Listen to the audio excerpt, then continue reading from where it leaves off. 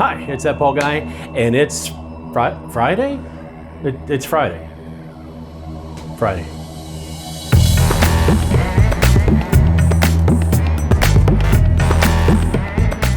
It's Friday, October 8th, 2019. Yeah, you might have noticed I didn't say it's Thursday, October 7th. That's because I was way too sick to try to make a video yesterday, and I apologize. Usually if I can get vertical, I'm going to do what I got to do, including going to work, taking care of obligations and stuff like that. Yesterday, it just didn't happen. I was very ill, and thank goodness that I'm feeling better now, but I'm still not 100%. So this video itself is going to be a little bit short. So we're going to start you off as we always do with space news. Both Boeing and SpaceX did tests this week on their abort and landing systems. Boeing's test was a static test on their abort system, where they tested from an immovable object. They wanted to make sure that the abort systems will work, where the capsule would lift off, the parachutes would deploy, and then it would land safely. SpaceX performed their 13th in a row, the 13th successful parachute landing in a row, which is pretty remarkable in itself. They've managed to be able to do stuff like create failures and things like that. This past time there was a parachute failure that they actually created to make sure what happens if all the parachutes don't deploy. And so again, that was a successful test. Everything worked the way that it was supposed to. And they are going to do an abort test as early as next month, this month or next month. The time frame was 4 to 6 weeks. The difference between this test and Boeing's test the other day was that Boeing's test was a static test from an immovable object. SpaceX actually wants to do it during a launch. So they want to launch a rocket, then cause the abort, and then measure the success of it. If it works out, we should plan on seeing manned missions pretty soon. So hopefully it does, and we get to see that, but I'm kind of looking forward to the results. Skipping ahead to tech news, AMD has announced some release dates on some of their CPUs.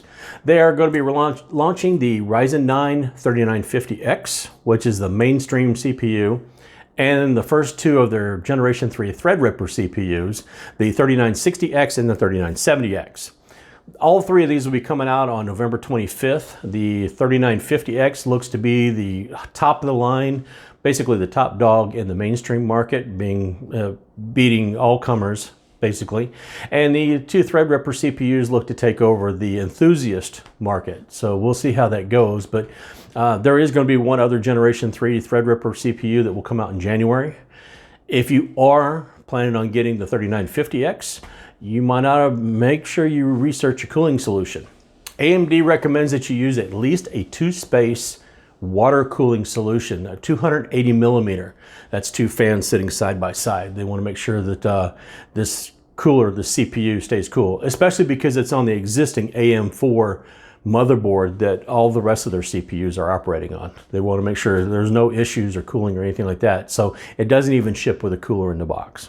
Disney Plus launches next week. The streaming service featuring Disney, Marvel, Pixar, National Geographic, Star Wars, and all that stuff, movies, shows, and everything, will begin on 11/12/19. That's next Tuesday. It's going to go ahead and looks like it's going to be $7 a month or $70 for the entire year.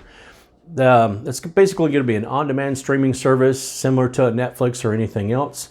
You will basically be getting all those Disney shows anytime, anywhere. The success looks like it might be tied to one show in particular. There's a lot of people that are looking forward to seeing The Mandalorian, which is basically the Boba Fett story. And a lot of people are trying to pin Dplus's success on that. And I'm not really sure that's fair, but that's something that everybody's kind of anticipating. And if that show flops, I don't know. But many of us, some of us, there's at least a few of us, that remember when the Disney Channel used to be a part of your premium package on your cable. So what makes it different? Yes, it used to be premium, just like HBO or Showtime. What makes this different is that we're kind of an a la carte fast food type society where we want it now, we want to get it, we want to do it. And this a la carte streaming, you can watch any show you want from Marvel Universe to Disney to whatever, Star Wars or whatever, might just work in their favor, especially for only $7 a month or $70 a year. I am not being paid by them. I'm not a proponent or opponent or anything like that. I'm just simply telling you that it's starting next week and it's being talked about, so I'm talking about it too. In gaming news, for many frustrated fans, Red Dead Redemption 2 launched this week. I say frustrated because there have been issues, everything from trying to change the settings in the game itself to be able to play it the way you want to launching the game, to launching the game launcher. So there's been some issues there. Epic is the main sales producer, company, whatever, the main go-between, the store, I guess you could say. Epic is the main one. It's sold through Rockstar Games. You can also buy it through them. But even if you buy it through Epic, you still have to launch it through the Rockstar launcher. So evidently there's some issues of them talking together there. I don't know if it's a matter of sometimes where you have to be logged in to Rockstar to be able to play it through Epic or whatever the deal is. I don't know, but there have been too many issues of different solutions to different problems that people are having. So this one we're going to have to say is a huge failure on Rockstar's part.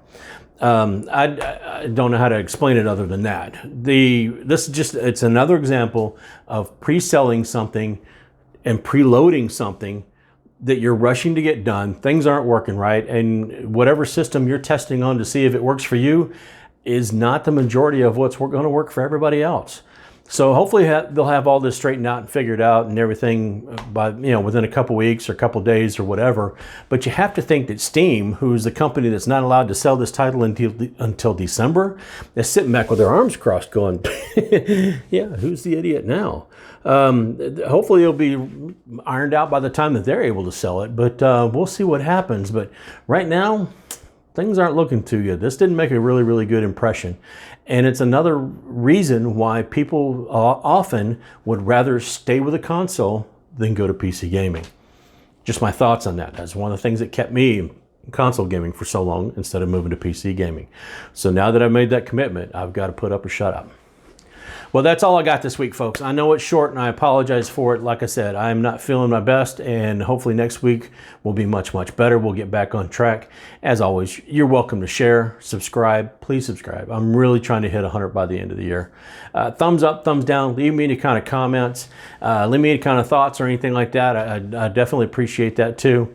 And until next week. I mean, I think I'm going to go back to bed after I edit this. But until next week, folks, take it easy, and I'll see you later.